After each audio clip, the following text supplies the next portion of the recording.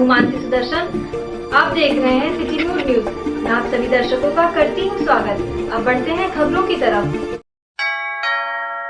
अयोध्या जनपद के गोसाईगंज विधानसभा में आज भारतीय जनता पार्टी व बहुजन समाज पार्टी को झटका देते हुए समाजवादी पार्टी ने आज अपना कुनबा बढ़ाया।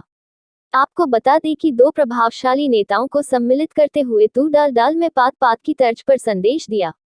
बहुजन समाज पार्टी के कद्दावर नेता राकेश सिंह तिकड़ी अपने हजारों समर्थकों के साथ समाजवादी पार्टी तारुण के कार्यालय पर पहुंचे। इस दौरान भारतीय जनता पार्टी के नेता सूरज तिवारी ने भी अपने समर्थकों के साथ सपा कार्यालय पहुंचकर सपा की सदस्यता ग्रहण की।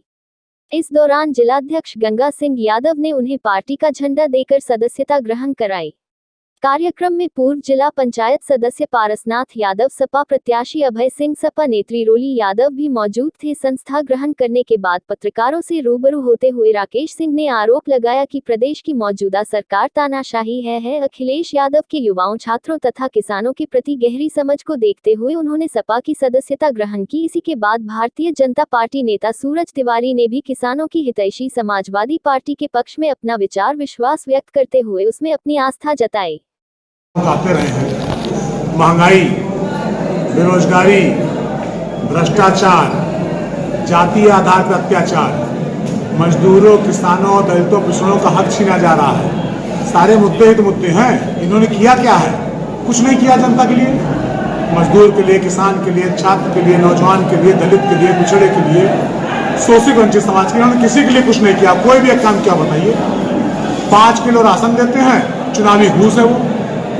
जैसे मछली को क्या कहते हैं, चारा फेंक के जाल में फंसाया जाता है, वैसे उत्तर प्रदेश जनता को 5 किलो राशन और 2000 रुपया दे करके चारा फेंक रहे हैं और उनको फंसाना चाहते हैं। जैसे मछली फंसाने के बाद गर्दन काटी जाती है, वैसे जनता को फंसा करके उनके बच्चों को भविष्य अंधकार में कर देंगे। फिर एक बार सर, विरोधी कहीं न कहीं जो वो बहुत चालाक है, बहुत षड्यंत्रकारी है। सन 2000 में जिला पंचायत चुनाव लड़े थे, उनका चुनाव निशान था उगता हुआ सूरज। उस समय घूम घूम करके उनके लोगों ने कहा कि बचा तो नहीं तो पुलिस एनकाउंटर कर देगी। फिर उसके बाद लगातार विधानसभा लड़े, हारते गए। तो पिछली बार षड्यंत्र से कि किसी तरीके से हम जीत जाए, हमारी शादी हो जाए। शादी के नाम पे लोगों ने जिता दिया। अब चूंकि 5 सालों जनता के बीच में गए नहीं थे, जनता के बीच में जाते जनता उससे पूछी, भैया कहाँ रहा, काव किया? भैया तो पहले से कुछ ज्यादा मोटाई गया। इन सारे प्रश्नों से बचने के लिए वो जानबूझ कर नहीं निकल रहे। उन्हीं के साथ 2 लोगों की जमानत होगी, क्यों नहीं जमानत करा रहे हैं?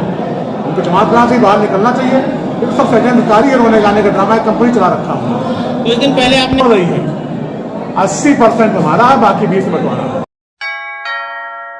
बीकापुर अयोध्या हाईटेंशन तार की चपेट में आकर रंगाई का कार्य कर रहे 3 मजदूर बुरी तरह झुलस गए। घायल अवस्था में तीनों को सामुदायिक स्वास्थ्य केंद्र बीकापुर पहुंचाया गया, जहां प्राथमिक उपचार के दौरान एक को मृत पाया गया। शेष 2 मजदूर घायल अवस्था में हालत गंभीर होने के कारण जिला अस्पताल रेफर कर दिए गए।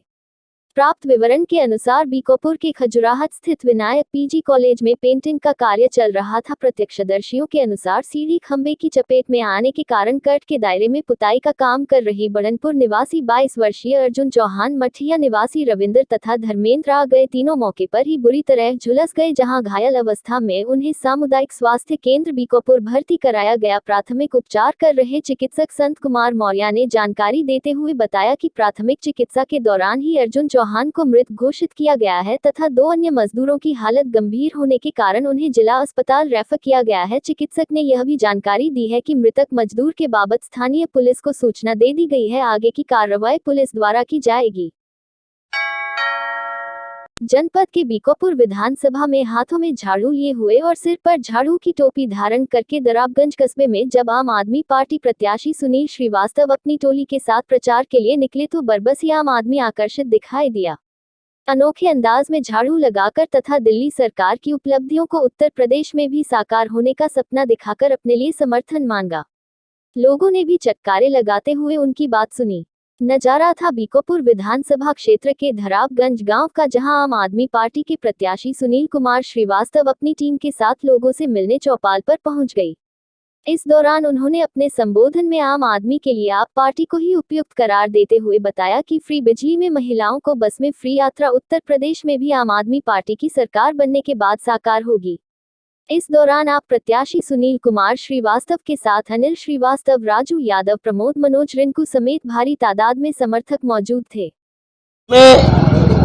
जिस तरीके से महंगाई, भ्रष्टाचार, अशिक्षा इस तरह से व्याप्त है, इसलिए यहाँ की जनता जिस तरीके से मैं कैंपेन कर रहा हूँ, डोर टू डोर में प्रत्याशी होकर खुद जा रहा हूँ, गांव-गांव में भ्रमण कर रहा हूँ, मैंने देखा कि लोग इस पार्टी के प्रति लोगों का रुझान बहुत अच्छा है और लोग चाहते हैं, सभी लोग मेरे पहुंचने के पहले बताते हैं कि आम आदमी पार्टी, केजरीवाल जिंदाबाद। और जिस तरीके से हमारे यहाँ दिल्ली में काम हुआ है, उसी तर्ज पे हम उत्तर प्रदेश में भी काम करना चाहते हैं। मेरा मुद्दा जात पात का नहीं है, ध्रुवीकरण का नहीं है।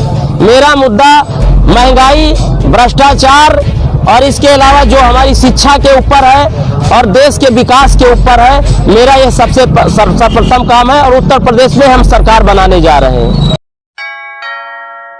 उत्तराखंड के मुख्यमंत्री पुष्कर धामी ने उत्तराखंड में सरकार बनने के बाद यूनिफॉर्म सिविल कोड ड्राफ्ट बनाए जाने की घोषणा की, तो वही रामनगरी अयोध्या के संतों ने उनके इस बयान पर खुशी जाहिर किया है। रामलला के मुख्य पुजारी आचार्य सत्येंद्र दास ने समर्थन किया है। उनका कहना है कि वह देवभूमि है जहां पर शिव विराजमान हैं। ऐसे देवभूमि पर यदि वहां के मुख्यमंत्री इस प्रकार की घोषणा करते हैं तो उस प्रांत में यह लागू हो जाएगा। साथ ही अन्य प्रांतों में भी इस प्रकार की घोषणा होनी चाहिए। सामान्य नागरिक सहित पूरे देश में बहुत आवश्यक है। उन्होंने कहा कि बहुत प्रांतों में हिंदू अल्पसंख्यक हो गए हैं, किंतु उत्तराखंड के मुख्यमंत्री ने जो घोषणा की वह स्वागत योग्य है। वही दूसरी ओर रामा दल ट्रस्ट के अध्यक्ष पंडित कल्कीराम का कहना है कि उत्तराखंड में नहीं, पूरे देश में ही सिविल कोड ड्रेस की जरूरत है, क्योंकि एक देश एक भेष होना चाहिए। आप देख रहे हैं कर्नाटक में जो हिजाब का विवाद फैला है, यह धीरे धीरे पूरे देश में फैल रहा है। उन्होंने कहा, ये चिंगारी सुलगाते हैं जिसकी आग पूरे देश में फैलती है। इसलिए उत्तराखंड सरकार अध्यादेश लाने जा रही है। केंद्र सरकार से मेरा अनुरोध है, इसको राष्ट्रीय स्तर पर लागू किया जाए। आप उत्तराखंड में लागू करेंगे तो क्या उत्तर प्रदेश को छोड़ देंगे? इसको पूरे देश में लागू किया जाए। पूरे देश में इसकी जरूरत है, अन्यथा वह दिन दूर नहीं है जब इस देश में शरिया लागू करने की मांग होगी। अभी हिजाब के लिए आंदोलन हो रहा है, आगे शरिया के लिए भी आंदोलन होगा।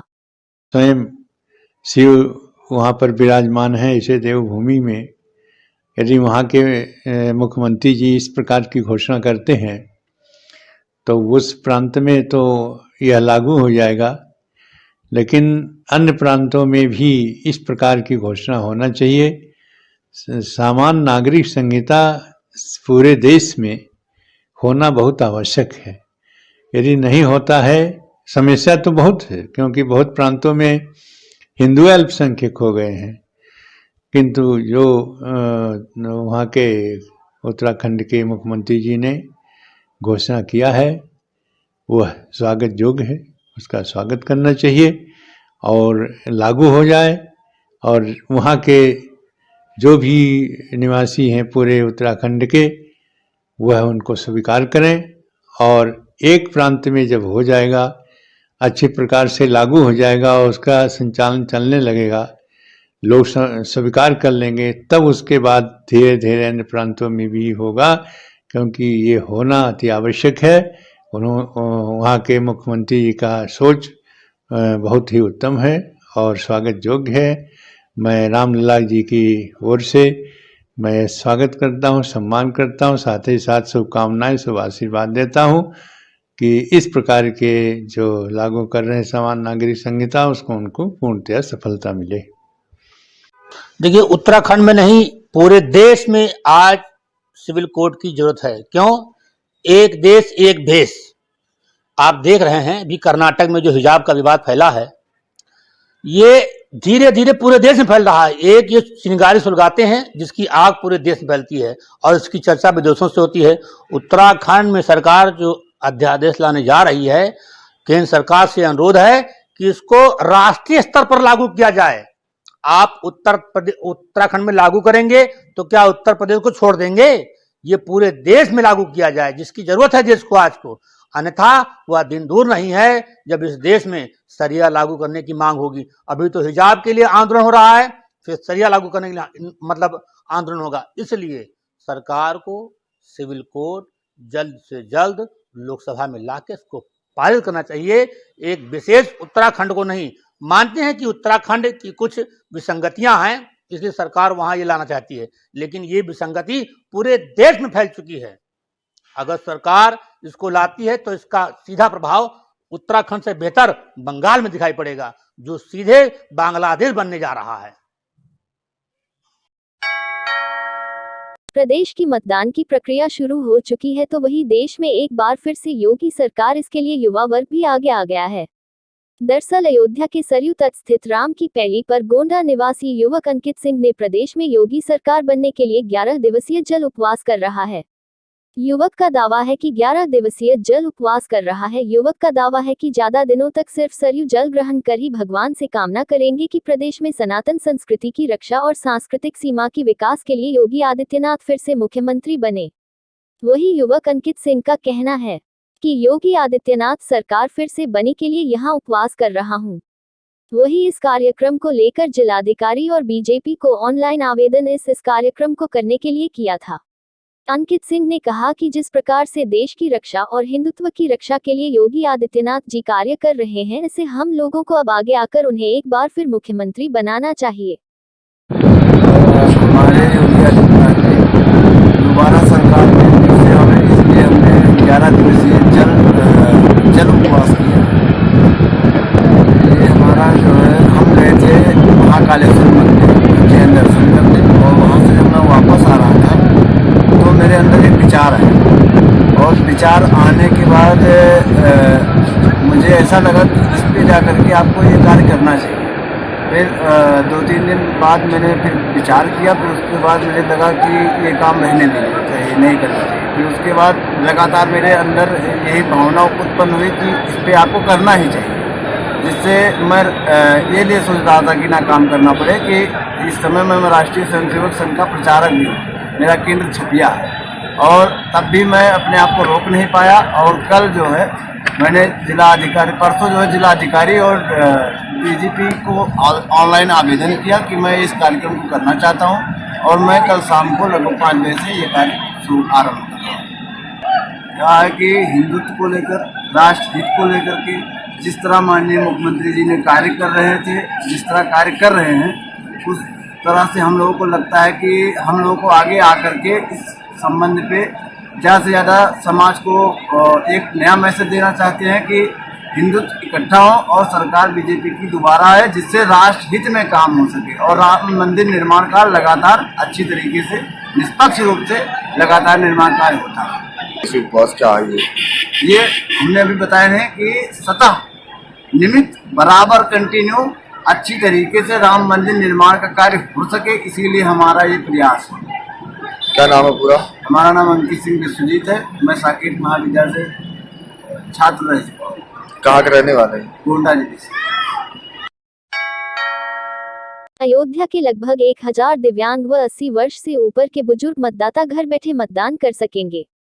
भारत चुनाव आयोग के निर्देश पर अयोध्या जिला प्रशासन ने इसकी व्यवस्था की है। यह मतदान पोस्टल बैलेट के माध्यम से करवाया जाएगा, जिसकी जानकारी देते हुए उप जिला निर्वाचन अधिकारी अमित सिंह ने कहा कि जनपद के 5 विधानसभाओं के लगभग 1000 दिव्यांग व 80 वर्ष के ऊपर के बुजुर्ग मतदाताओं ने अपना सहमति पत्र दिया है। 17 फरवरी से BLO के माध्यम से सभी दिव्यांग व 80 वर्ष के बुजुर्ग मतदाताओं का पोस्टल बैलेट के माध्यम से मतदान करवाया जाएगा, जिसकी तैयारियां पूरी कर ली गई है। मतदान से पूर्व सभी प्रत्याशियों को इसकी सूचना दी जाएगी। देखिए, माननीय भारत निर्वाचन आयोग की जो मंशा थी, उसमें 80 उम्र से अधिक के मतदाता या दिव्यांग मतदाताओं को घर बैठे पोस्टल बैलेट के माध्यम से सुविधा प्राप्त करने का प्रावधान किया गया था। इस पे नियम था कि हमने सभी BLOs के माध्यम से हमने सभी मतदाताओं को एक सहमति पत्र प्रारूप 12 होता है, वो भिजवाया गया था, और उसमें जिन मतदाताओं ने अपनी सहमति अपने घर बैठे वोट देने की उनकी सहमति प्राप्त की गई। वो सहमतियां इस जनपद में कुल लगभग 1000 के आसपास हैं, और ये सहमतियां 5 फरवरी से पहले प्राप्त हो जानी चाहिए थी। वो सारी सहमतियां हमें प्राप्त हो चुकी हैं। हम उनकी सूची बनवा रहे हैं, और जैसा आयोग का निर्देश है कि इसके लिए एक नई टीम गठित होगी, जो जिसमें एक हमारा सेक्टर मजिस्ट्रेट होगा, एक प्रथम मतदान अधिकारी होगा, एक माइक्रो ऑब्जर्वर होगा, एक वीडियोग्राफर होगा और 2 सिपाही होंगे। ये टीम 17 तारीख से जो ये हमारे 1000 मतदाता हैं, इनको पहले से इन्फॉर्म कराने के बाद इनके घर पे गोपनीय वोट डलवाया जाएगा। इन मतदाताओं की सूची संभव विधानसभा के प्रत्याशियों को भी दी जाएगी और जिस दिन ये मतदान सेक्टर मजिस्ट्रेट अपने बूथों पे कराएंगे इन मतदाताओं का, उसका रूट चार्ट और डेट भी हमें प्रत्याशियों के साथ शेयर करना है, ताकि वो भी अपना जो एजेंट होते हैं, BLA होते हैं, वो उनको उनके घरों पे लगा सकें। आज के लिए बस इतना ही। कल फिर मिलेंगे इसी समय इसी चैनल पर। अब हमें दीजिए इजाजत। नमस्कार।